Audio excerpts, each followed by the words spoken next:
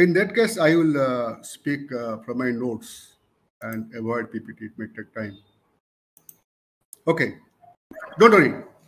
Uh, can I get an audience reaction? Who are listening? How many are in the audience?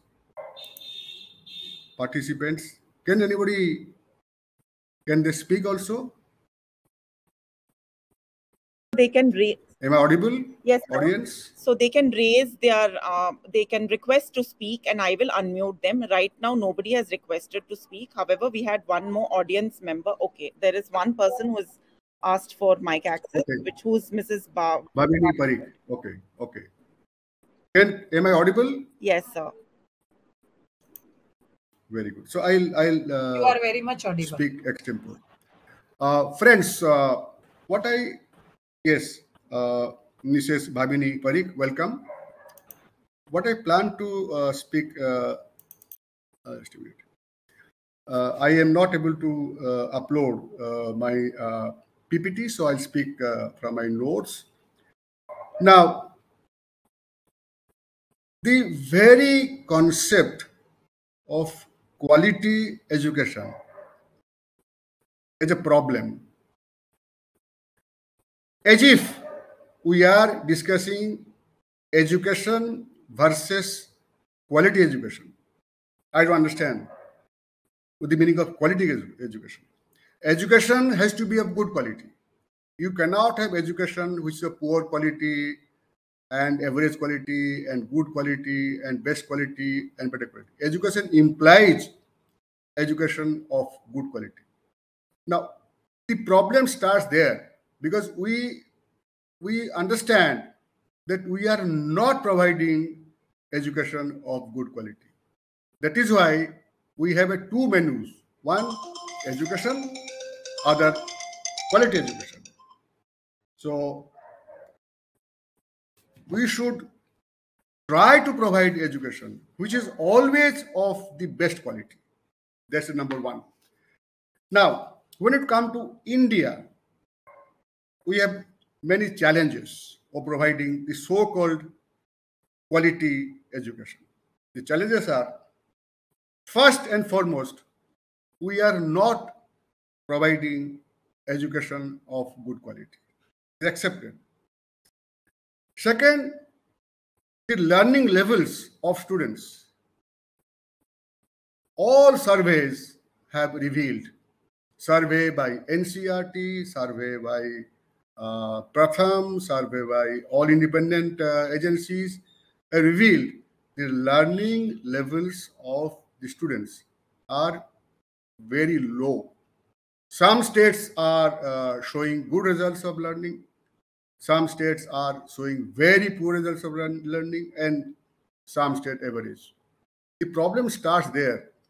If we get students in school and end up with low levels of learning, the entire exercise becomes futile or half achieved.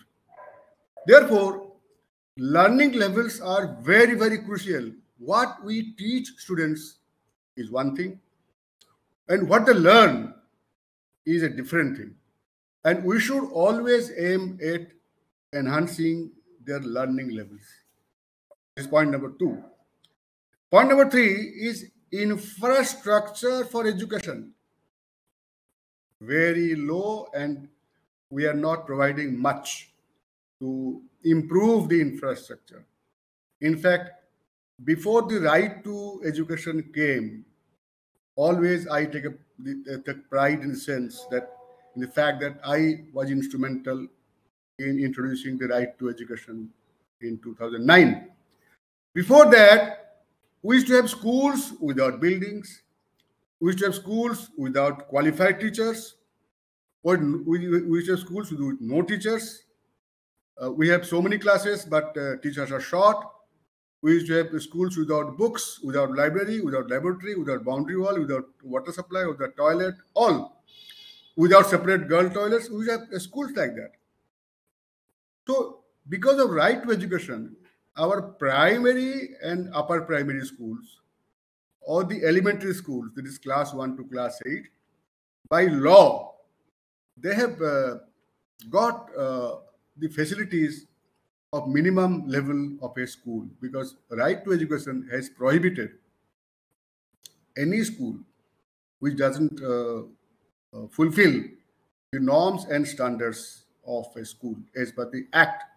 So class 1 to class 8, where this right to education is applicable, 8 years of schooling is compulsory under right to education. So for that part of the school system, we have achieved certain level of infrastructure. But class 1 to class 8 is very small portion of the entire education system.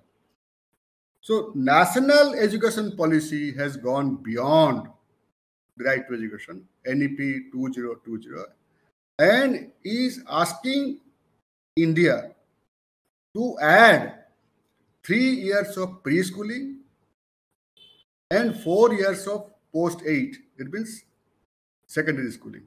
So if the NEP is implemented, we should have 15 years of compulsory education, free and compulsory. And that has got two important components beyond right to education. There is 3 years of preschooling, which is very, very crucial, and 4 years of schooling, there is 9 to 12. So NEP is recommended, and government is accepted. By 2030, we should have a 15 years of free and compulsory education of high quality. That is the plan of NEP. Now, next point comes teacher quality. Now, teacher quality, there's much to desire about teachers' quality. Now, today, we do not have enough teacher training institutions. We do not have enough post-service, in-service teacher training institutions.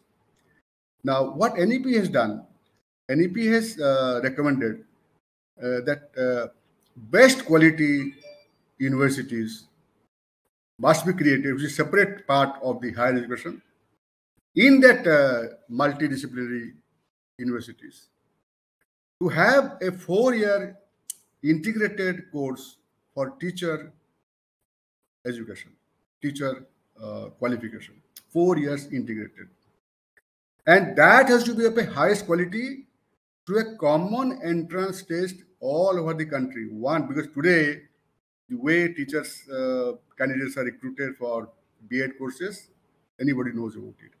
So to have a common test, entrance test, and admit them to national level teacher education institutes or courses in high quality universities, which are going to create as a part of the NEP. So teacher quality is paramount to improve the quality of education. Then next comes to teacher empowerment. Now, NEP has used a very, very ambitious vision, holistic vision, that the best and brightest must be teachers. Today, I mean, things are improving, but generally, intake into the B.Ed degree leaves much to be desired. Unless we have got the best students opting to be teachers, we cannot improve the quality of education. We cannot. So the NEP 2020 is recommending that only the best and brightest must be teachers. It cannot happen unless you provide them the best and brightest. The best and brightest conditions, service conditions, the pay scales, their facilities. Why should a young person should become a teacher? Why? Why should he become a teacher? You like to go to be civil service, like to go to be a doctor or engineer, and so many professions, or a professor. Why a teacher? So NEP has said only the best and brightest must be encouraged, attracted, motivated to become teachers. So that's a remarkable change, and that is a must, because I have seen that the teacher quality in schools is falling very rapidly. And a teacher who teaches wrong things because he himself is not a good student is damaging generations of students. I've seen myself, you have seen yourself. The teacher often doesn't know the right kind of a teaching method or the content, be it any subject. I have been interviewing the candidates for teachers' posts. I find general fall in the standard of the candidates who come because they themselves have not been good students. They themselves have not been bright students. They have come for a teachership because they have no other option left. So there's a very serious challenge for quality of education. So the best and brightest must come to be teachers, and the country, the nation must provide them the best and brightest, best also, best facilities, best emoluments. Next point is student-centric education. The students' needs must be understood. Of course, you can have a common curriculum, but the special needs of students must be understood. Suppose you have some students who are not able to come up to the level of others, who are maybe slow learners or they are deficient in learning. Reach their level. Try to enhance it to higher level. So student-centric education is very, very important. It's not enough to just give a lecture or a teaching in the classroom and say you go and appear for the exam, take by notes, take the books, or appear for the exam. It's no good. The student must be, their needs must be understood, and the teacher must reach to that level. Assessment. How to assess our students? Summative assessments, once a year, once in 2 years' time, once in 3 years' time. We call them for exams. This is not good. The summary kind of a summative kind of exam process is again having a problem. The students must have the formative, continuous assessment so that they try to understand the concepts. So assessment is also very, very important as to how we assess them.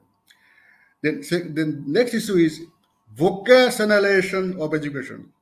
Now, the student may be passing class 2, but he may not be able to do anything.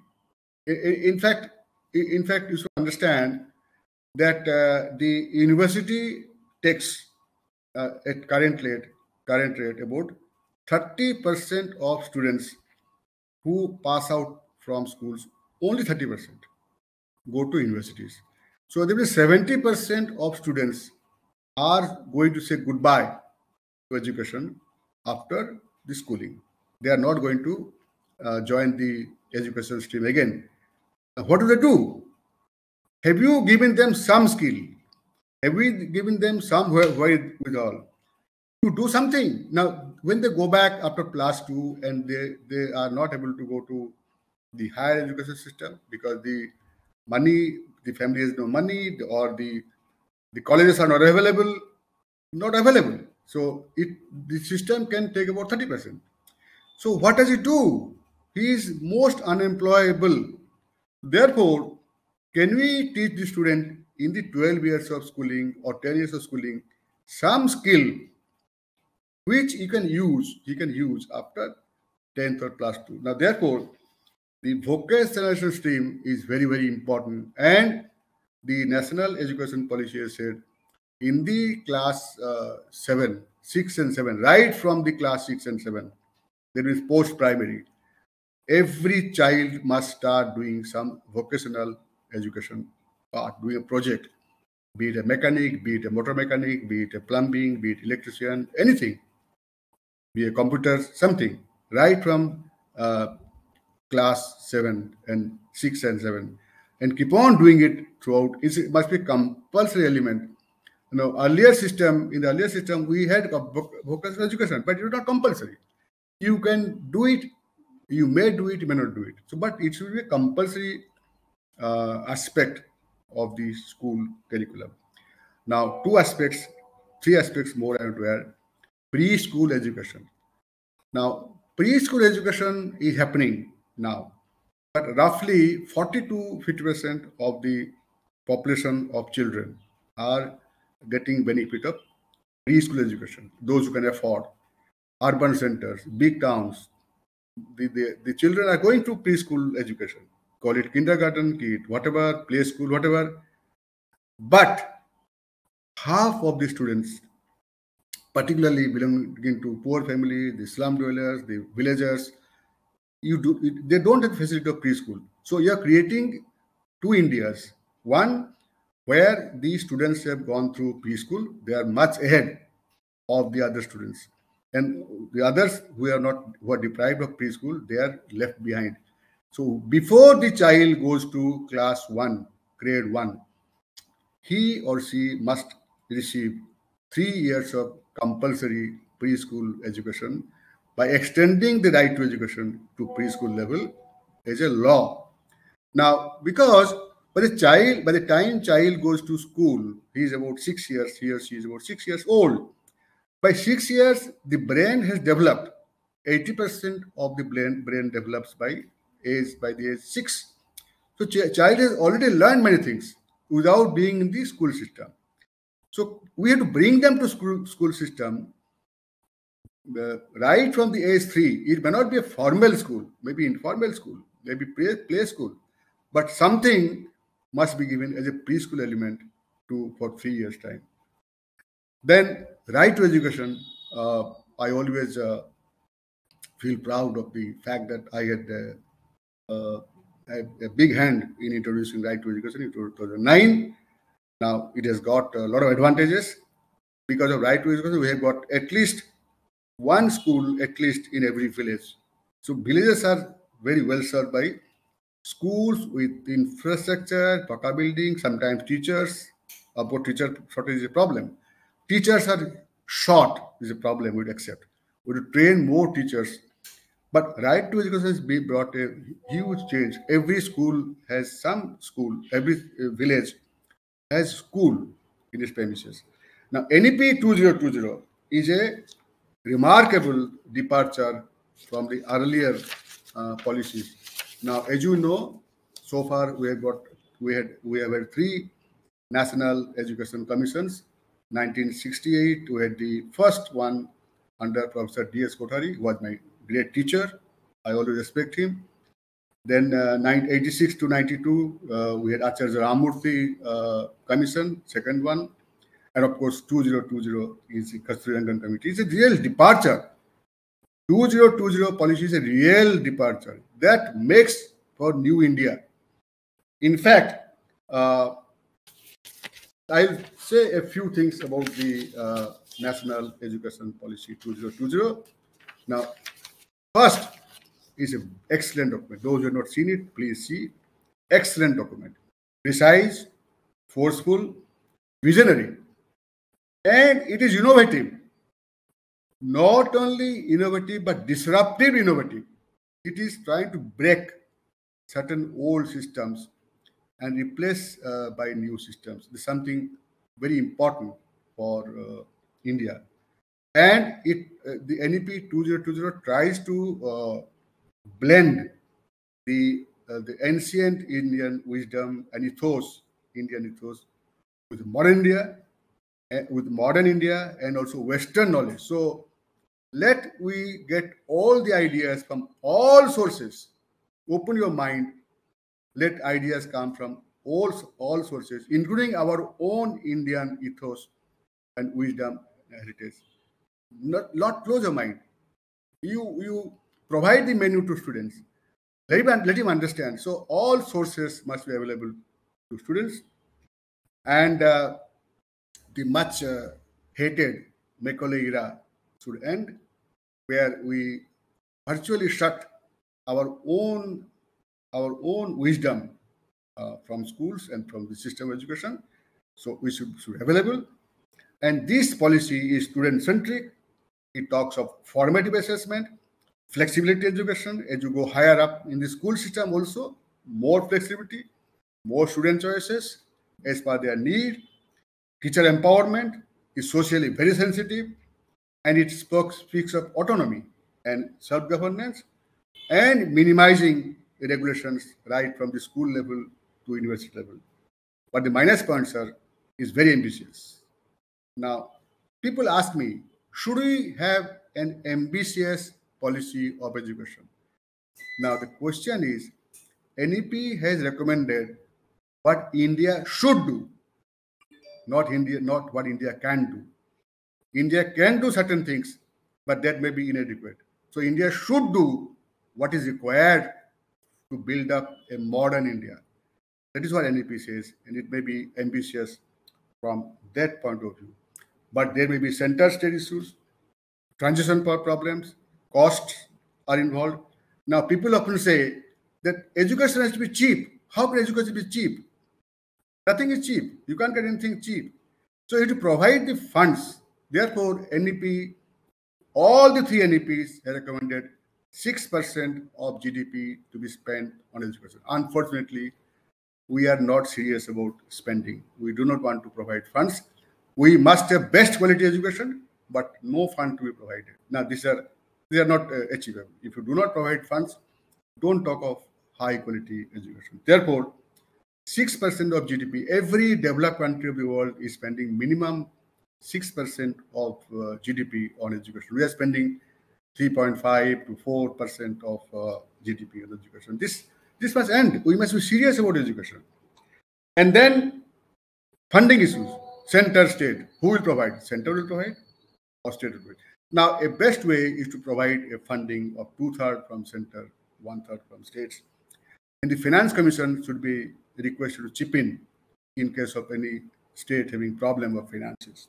But funds must be provided. Now, the NEP 2020 is a blueprint. It is accepted by the government of India, but many laws have to be enacted through the parliament or state assemblies. So the challenge of implementation remains. But one good thing about NEP is that they've given deadlines. By 2025, this must be done. 2030, this must be done. 35 and 40 is the outer line. In next 20 years' time, from 2020, what India should do, they have given a timeline, which is very, very important. Now, friends, the salient features of NEP, let me come again. Now, as you know, education is fundamental for achieving full human potential. In fact, when you talk of national development, education must be the first priority. The development must begin with education. So education is one item which is fundamental for achieving full human potential, to develop equitable and just society, promoting national development. India has the highest youth population in the world. Already, India is the most populous nation on earth, surpassing China. So that is a challenge. Is this population a liability or an asset? It can be. It can be liability. It can be asset. Depends upon how we handle this population. Now, if we skill our youth, and fortunately, bulk of the population today in India are young population. If you provide them skills, we provide them the training, capacity building, I think our youth can really not only do good for the country, but can capture the world market. And our dream of becoming a Vishwaguru can be achieved by education and skill development of our huge young workforce. They'll shape the future of India, and also they can occupy dominant positions in the world. Already, Indian diaspora is occupying dominant positions. And they're all trained in India. They all receive degrees from India only. So therefore, we can continue our experiment, our journey of becoming a dominant world power if we skill develop our youth, if we provide them good education of all types, and let them see the world market. Now, what NEP says, I'm quoting, to create a new system of education aligned with the aspirational goals of 21st century education, consistent with India's traditions and value system. So don't forget, your great country. Don't forget your great traditions and value systems. So learn best from all systems, including your own system of ancient Indian ethos, heritage, culture, values, your own rich tradition. There are a lot of things to teach us also. Now, so as I told again, NEP has insisted the best and brightest must become teachers. It's very crucial. If you do not have, then I don't think you can have so-called quote unquote quality education. Now, the pillars of this policy, the foundation of this policy are access. Are we providing access in every part of the country so that the education is not confined to big towns and metropolis, but reaches across the country? So access, equity, all men, women, rich, poor, slum dweller, big affluent people, religion, caste, tribes, all must have, girls and boys, all must have access to best education. So equity is very, very important. And lastly, quality. Although quality should not be talked about in education. Education should be of good quality. But then, unfortunately, we get into the mess of talking about quality education. But that quality has to also come. Affordability. It can't be very costly. Cannot be costly. So it should be not that everybody goes to university, not that everybody goes to the IIMs or IITs, but it should be easy to afford. A student should not be prohibited from entering the system of education at any level because he or she is too poor. So affordability should also be seen. Accountability. The system of education at all levels must be accountable. And ultimately, we should develop them, the youth, as good human beings with values and who can build India of tomorrow. These are the vision of NEP 20. Now, so what it says is that flexibility to learn. In fact, almost from class 7, 8 onwards, the student starts having more flexibility. Rigidity of the curriculum will be little less. That means you up to class 8 maybe have a common system, but after 8 onwards, the student may have some flexibility of choosing certain compulsory subjects and certain optional subjects offered. So he has some flexibility. And oh, somebody is doing art, so he cannot study science. No hard separation. Art, science, commerce, in fact, fine arts, all should be part of the curriculum. Nothing called extracurricular activity. Whatever happens in the school must be part of the curriculum of the school. So therefore, somebody doing painting should also be part of the curriculum, not just maths. So that you develop the critical thinking, creativity, and life skills among the students. Now, we have to see the school time is running out, so I have already done 34 minutes. Now, preschool education is crucial to developing the 3 Rs, reading and preschool and 3 to 4 years of early schooling, class 1, class 2, class 3. The 3 Rs, reading, writing, and arithmetic. Most of the students are very poor in reading, writing, and arithmetic. The 3 Rs must be insisted. NEP says if the child is not learning the 3 Rs, it is better that we don't talk about education. So 3 Rs must be insisted upon. Therefore, in preschool, love for education must develop at the preschool. In fact, I want to quote from the NEP. The policy will be largely irrelevant if reading, writing, and arithmetic skills at the foundation level is not achieved. So it's irrelevant if you do not make the child proficient in the 3 Rs right at the initial stage of schooling. So that is very important. So early childhood education and care is very, very important and must be insisted upon. Now, when come to the university education, again we have a gap. Today, the university education is not receiving the attention in most of the states. School education, because of right to education, has got some strength, but higher education leaves much to be desired. The level of colleges, the level of professors, the laboratories, the library, infrastructure of colleges and universities leaves much to be desired.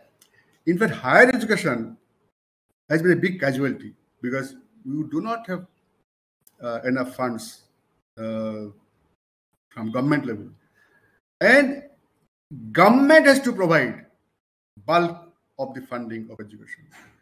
Of course, you can have private schools, private colleges, private universities, but it is government's primary duty in most developed countries of the world. It is government and government alone.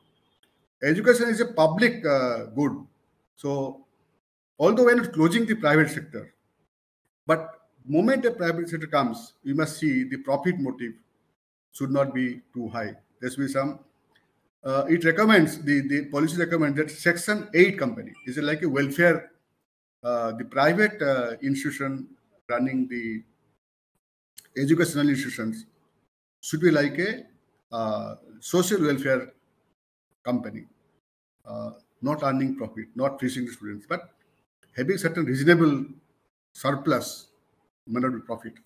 Otherwise, bulk of the education has to be provided by the state, by public funding. This is very, very important.